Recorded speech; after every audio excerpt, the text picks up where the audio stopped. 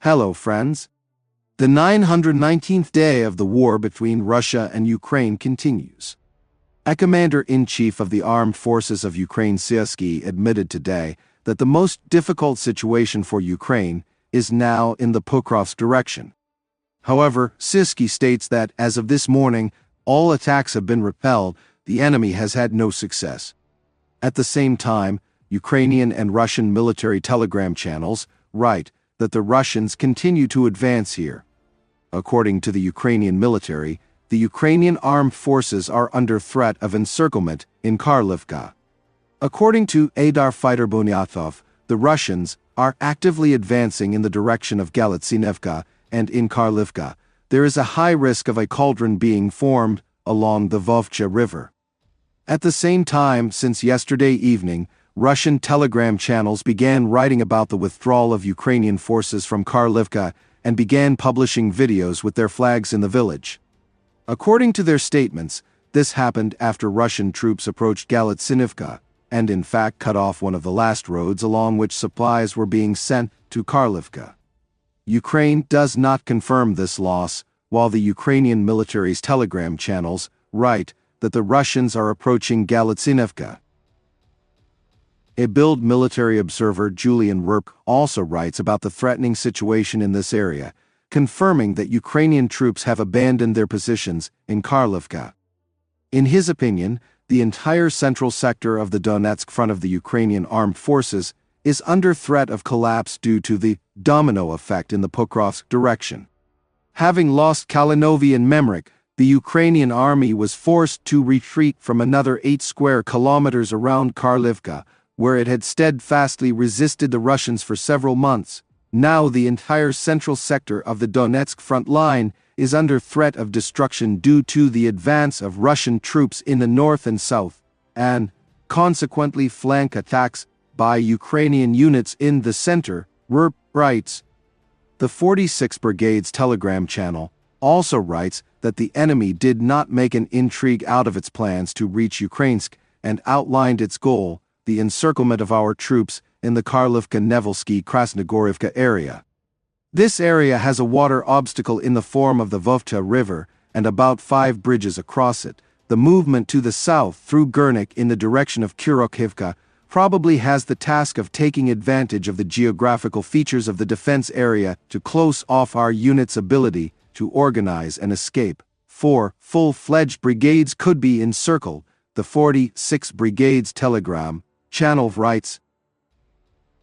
Judging by the latest map update of the Ukrainian military telegram channel Deep State, the Russians have nevertheless gone several blocks deep into Siladovi and are fighting there. Just yesterday, its map showed that the combat zone was outside Siladovi. Today, the gray zone, that is the front line, has advanced into the city limits. Let me remind you that Russian and some Ukrainian sources were already reporting battles for the center of Siladovi yesterday. Meanwhile, officer of the National Guard Brigade, Azov Ponomarenko, writes that the Ukrainian front in Donbass has collapsed, and that the situation there has already gotten out of control of the command. For a long time, the situation in Donbass was quite appropriately characterized as difficult, but controllable. However, now it has gotten out of control. So far, it looks like our front in Donbass has collapsed. The defense of the armed forces of Ukraine is disorganized, the troops are tired, weakened, and many units are demoralized. The reinforcements received are mostly busified and do not help, but on the contrary complicate the combat work of the units, the military man writes. Here I will stop and explain to those who do not know what busified means. The man went out to buy bread, where the police, together with employees of the Territorial Recruitment Center, forcibly put him in a van and took him to the military registration and enlistment office. In Ukraine, this is called mobilization. So, according to Ponomarenko, the Russians are not breaking through deeply only because their troops are as exhausted as ours. However, they retain a significant quantitative advantage and have unlimited supplies of ammunition. Therefore, their offensive continues. We cannot stop it yet, the soldier said. He, like some other soldiers, also talks about the poor discipline in the Ukrainian army. Right now the situation is on the brink, and the forcibly mobilized replenishment only worsens it. Ponomarenko wrote, the officer doubts that our command has some kind of global plan for all this.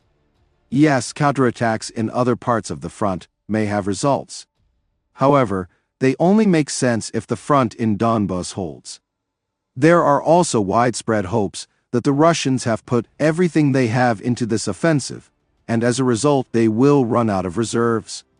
However, we have been hearing about this for 2 years now, but those reserves are still not running out, he added. The Russians continue to advance towards the Oskil River in the Kharkiv direction. Over the past 24 hours, they have advanced more than 2 kilometers from Pischani, from where they are 5 kilometers away from the Oskil River. To the south, they advanced in the Andriivka area and occupied the bank of the Zherabets River. Let me remind you that yesterday, in this same area, the Russians announced the capture of Stelmakivka.